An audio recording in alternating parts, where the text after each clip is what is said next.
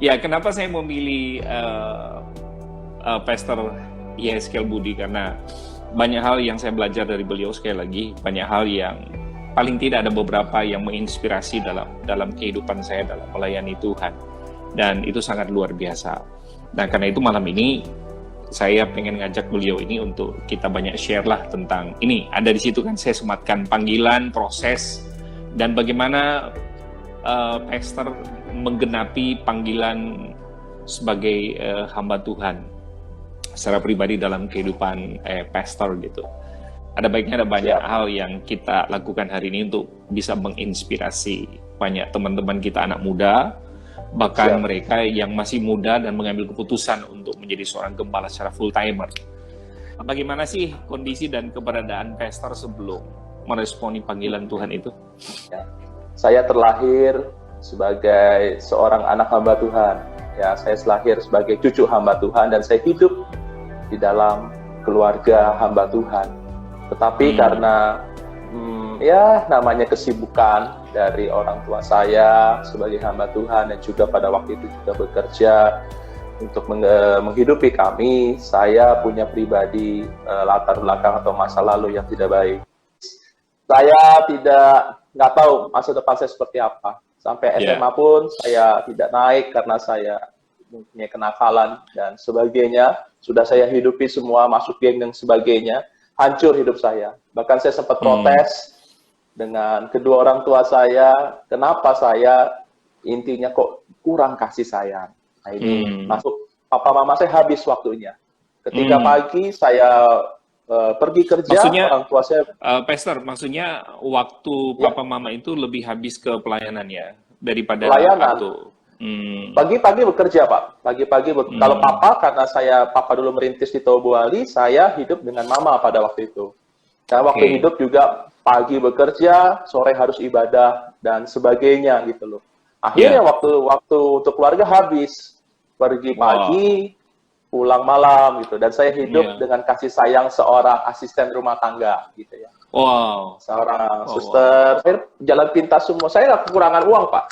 Saya nggak pernah kekurangan uang. Kamu mau berapa? Dikasih. Saya dikasih uang, dikasih fasilitas. Tapi kurang satu, kurang kasih sayang. Kasih sayang. Tetapi ya itulah yang membuat saya menjadi masa lalu saya tidak sebaik dengan masa lalu yang orang lain. Tapi Pak, saya jatuh lagi jatuh bangun Pak dalam dosa. Jatuh bangun dalam kenakalan remaja. Pastor itu usia berapa tahun, Pastor? 18, Pak. Saya ingat banget 18 karena saya nggak lulus setahun, saya nggak naik kelas setahun, berarti 18 saya lulus SMA, saya kuliah kurang lebih harusnya 4 tahun, jadi 4,5 tahun pada waktu itu. Jadi memang masih darah muda ya? Iya Pak, lebih bukan darah muda lagi, hancur Pak, hancur. Ya, apalagi di metropolitan ya. Apalagi di Jakarta, Pak. Saat itu saya diajak oleh teman saya masih ingat banget, Bapak Beta Freddy, yang saat ini direktur di sebuah STT. Ayo ikut saya yuk. Mau kemana kok? Saya manggil dia Koko, karena kita sebagai partner rohani, kita kuliah yuk. Kuliah apa? S2. Oh, S2 gitu ya. Saya kuliah S2 teologi, Pak, waktu itu, Pak. Saya nggak tahu, saya nggak mau. S2 teologi karena background saya ekonomi, masuk ke S2-nya teologi. Nah, berarti ambilnya apa? Ambilnya gelar MA berarti, Pastor? MA, Pak. MA Biblikas tadi. Pada waktu itu MABS. Saya ini udah bejat. Saya ini udah orang yang pokoknya paling bejat, saya udah nakal, saya udah kotor Tuhan, saya udah nggak layak sama Tuhan. Kenapa Tuhan mau panggil saya gitu loh? Kenapa Tuhan mau panggil saya? Saya bukan orang yang cocok untuk menjadi hamba Tuhan. Tapi saya berusaha menolak, Pak. Peperangan ya. Betul. Dalam hati, Pak, itu antara jiwa dan spirit. Siap. 2 bulan, 3 bulan, Pak, saya fight di situ. Saya udah nggak mau, Pak. Saya bilang, udah nggak mau. Kamu harus melayani. Kamu harus melayani. Kamu harus melayani. Saya sampai sejauh saya menolak, semakin saya menolak, semakin pula saya dikejar, Pak. Nggak lepas bangun pagi melayani. Pokoknya di hati itu udah nggak enak banget. Sampai di satu titik Pak, saya harus, akhirnya saya nggak tahan lagi Pak. Saya Iya. rubah paradigma saya datang pada orang tua saya bersimpuh gitu ya, saya minta maaf bahwa selama ini saya menjadi seorang pemberontak, saya minta maaf kalau selama ini saya menjadi anak yang nakal, saya tidak bisa dicontoh buat adik saya, dan satu sisi saya bilang, Mah, Pah, saya mau melayani. Orang tua saya kaget, yang bener lu, saya mau melayani, saya bilang begitu. Saya mau tinggalkan pekerjaan saya mau tinggalkan fasilitas gaji saya mau tinggalkan semua kenikmatan dunia. Orang tua saya kaget Pak, gantian. Akhirnya percepatan itu saya singkat aja, orang tua saya, ya udah. Ternyata selama ini mama saya berdoa, papa saya berdoa untuk saya boleh melayani. Sampai saya melayani, mau melayani di mana? Saya sebut Pak, di Bangka. Yang benar kamu. Itu kota kecil. Bapak sudah pernah di Tobuali. Itu bukan di kota besar. Itu di kecamatan. Kamu mau di Bangka? Mau. Saya tinggalkan, Pak. Langsung pada saat itu, saya tinggalkan pekerjaan saya. Saya minta ampun sama Tuhan. Saya tobat. Artinya benar-benar, Pak. Kalau ini benar-benar. Kenapa saya tobat benar-benar, Pak? Karena semakin saya menjauh, semakin Tuhan hajar saya, Pak. Jadi ada yang bertobat nggak benar-benar juga ya? Penting yang kita bisa tarik dari kesaksian pertama ini, Pastor. Yang pertama itu ternyata orang tua hamba Tuhan, dalam pengertian bahwa papa mama kita adalah seorang hamba Tuhan, bahkan dalam pengembalaan, memegang jemaat, itu ternyata tidak juga bisa menjamin kalau anaknya tuh bisa baik gitu ya? Iya Pak, betul Pak. Artinya bahwa melalui kesaksian nggak semua ini loh, juga Pak. Nggak semua. Ini kan artinya, saya. Iya, artinya kan saya belum survei kan, tapi kan ada beberapa data-data juga yang mendukung seperti kesaksian Pastor kan, bahwa iya Pak. Banyak juga yang orang tuanya hamba Tuhan, tetapi kemudian tidak bisa menjamin anak-anaknya itu memiliki karakter, anak-anaknya itu memiliki hubungan baik dengan Tuhan gitu ya.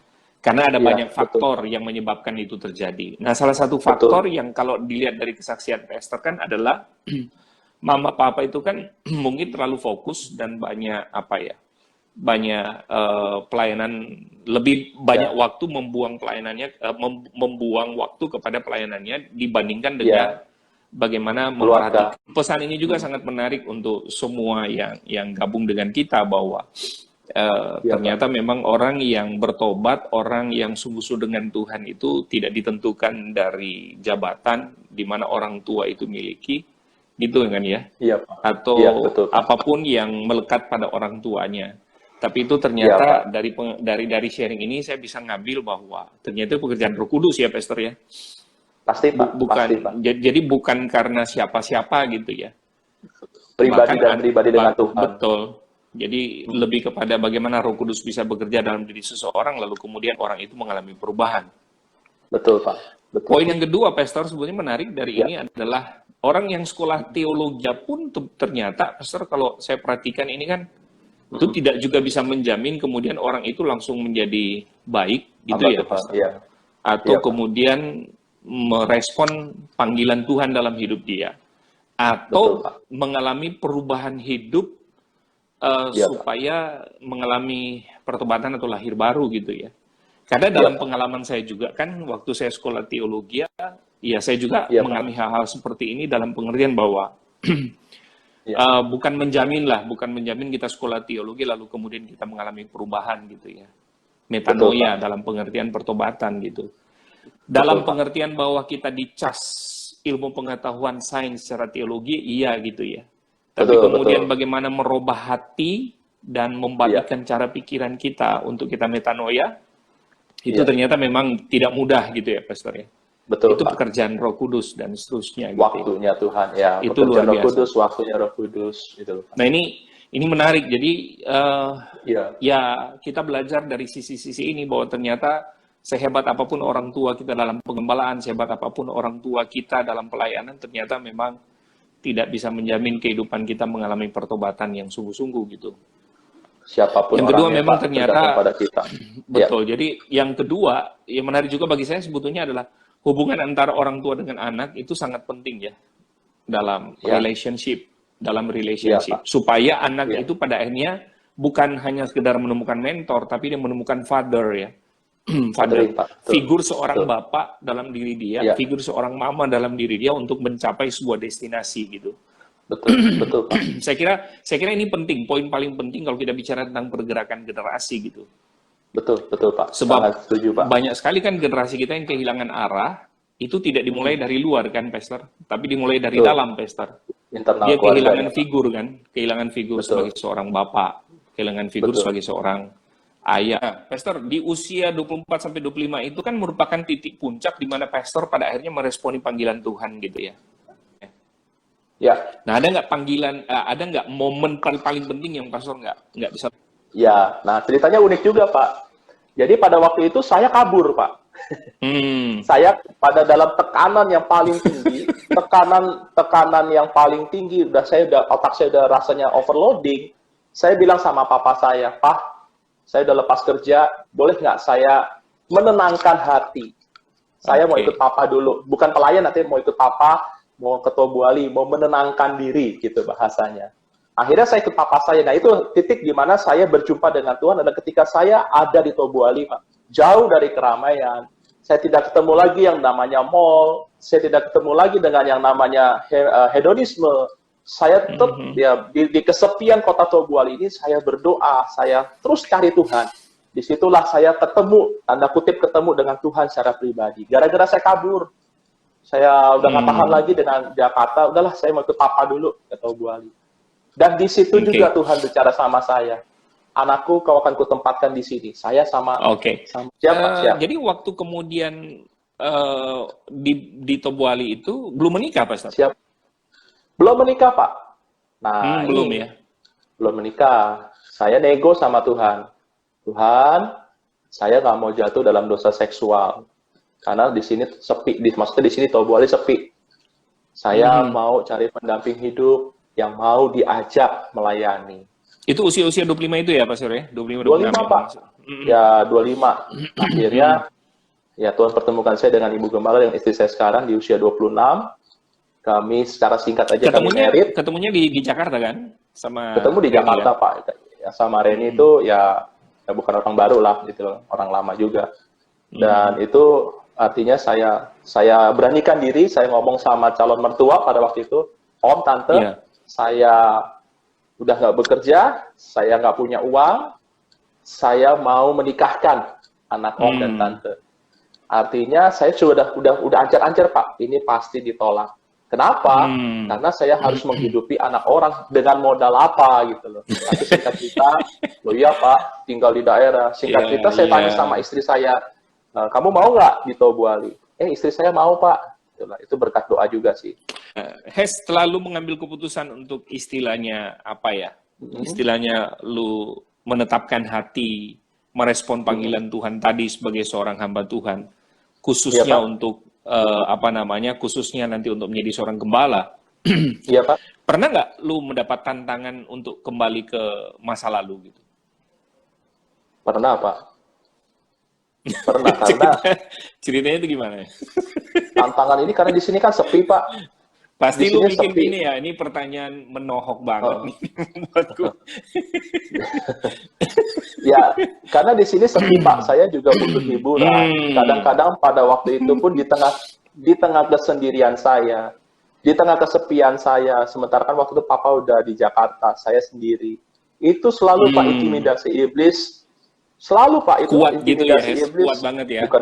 Bukan kuat lagi Pak. Udah lu nggak usah di sini, lu kembali lagi aja. Bla bla bla bla bla gitu loh. Tapi ya akhirnya saya harus memerangi itu Pak. Fight sendiri, nggak ada orang lain lagi gitu. Iya Pak. Iya Pak. Lu bisa bagikan nggak? Bagaimana lu menangani konflik antara keinginan daging itu dengan panggilan Tuhan ini? Lu bisa sharing nggak? Itu saya janjimu. Tuhan ingetin saya komitmen saya. Sampai pada akhirnya saya hanya bisa melawan itu dengan ucapan syukur, Pak. Yang saya tahu kemudian saya sampai hari ini. Karena saya tahu semua adalah proses rencana Tuhan dengan ucapan syukur gitu loh.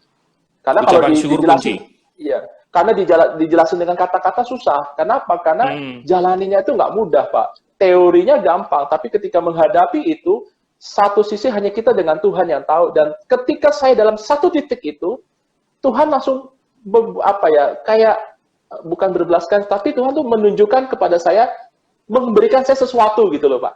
Ketika saya bosen, tiba-tiba nih gue kasih lo enjoy. Tuhan kasih saya sesuatu bentuk materi, sesuatu hadiah. Nah ini Pak, yang membuat saya semakin semangat gitu loh. Ketika saya sudah mulai, aduh Tuhan, saya harus bagaimana? Pada waktu itu Pak, saya udah nggak bisa ngapa-ngapain, saya nggak punya motor, nggak punya mobil, karena modal saya. Apalagi lu punya istri, punya anak ya.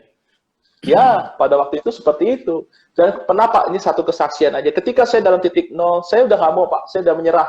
Hati Tuhan, saya udah nggak mau, saya mau pulang. Karena pada waktu itu istri saya juga mengalami satu hal yang sama. Untuk adaptasi 1 tahun itu pun, ya kami menangis, tanda kutip nangis bareng-bareng. Sampai pada suatu titik Tuhan kasih saya, tiba-tiba ada aja tuh. Artinya bukan, ini saya Pak pribadi. Ada tiba-tiba berkat Tuhan yang membuat saya seakan-akan berhutang budi sama Tuhan. Gitu.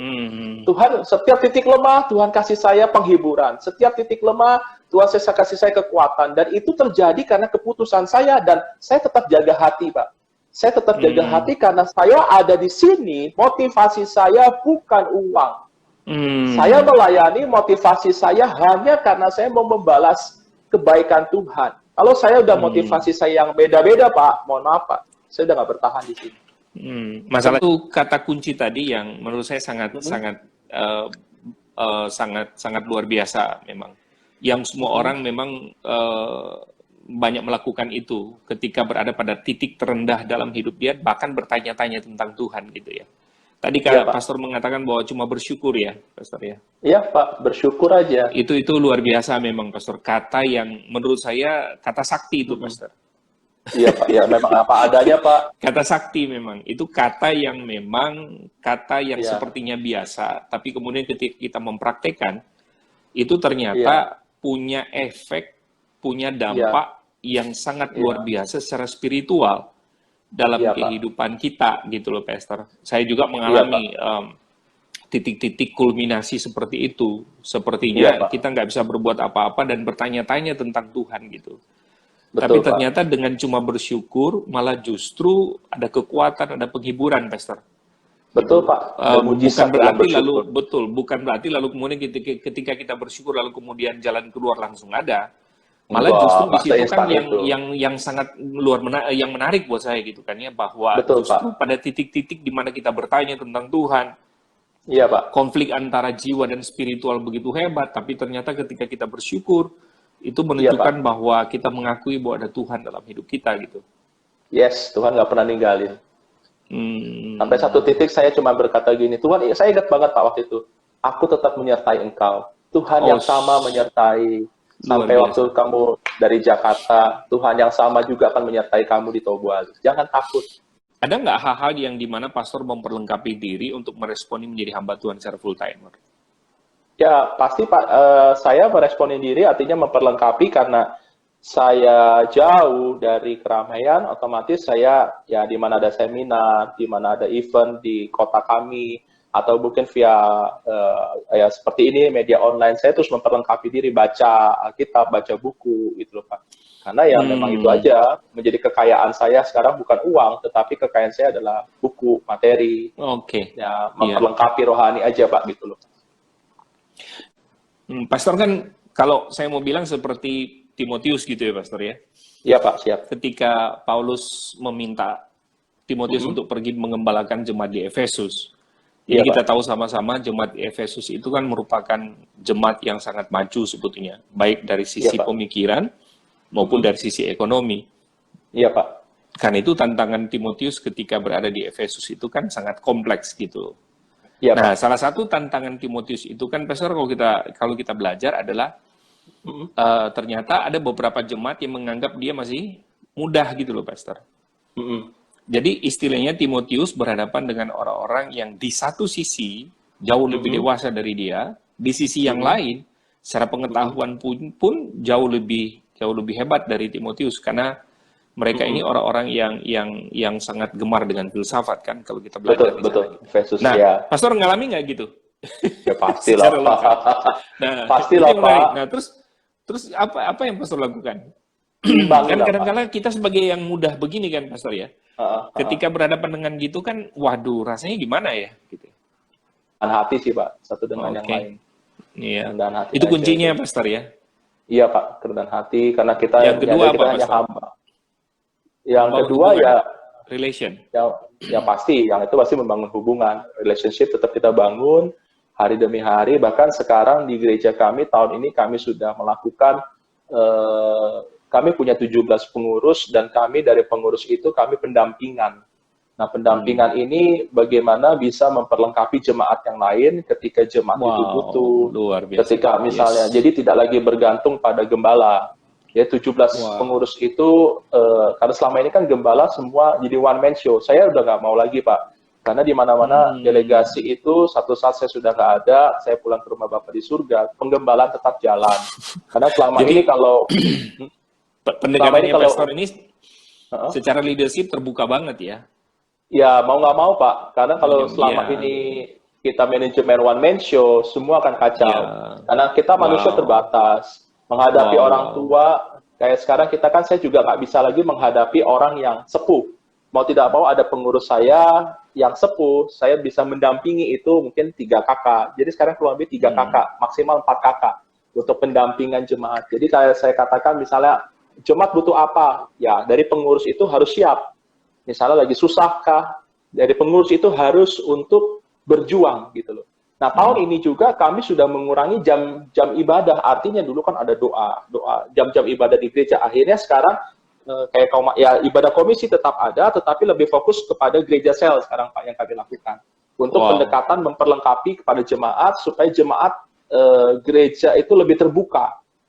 Gereja kan hanya ya berapa jam doang, tetapi pada prakteknya kita sudah melepaskan leadership itu Pak kepada pemimpin-pemimpin cell group itu. Ada ya mungkin ada sekarang 10 cell group yang kami jalanin Pak.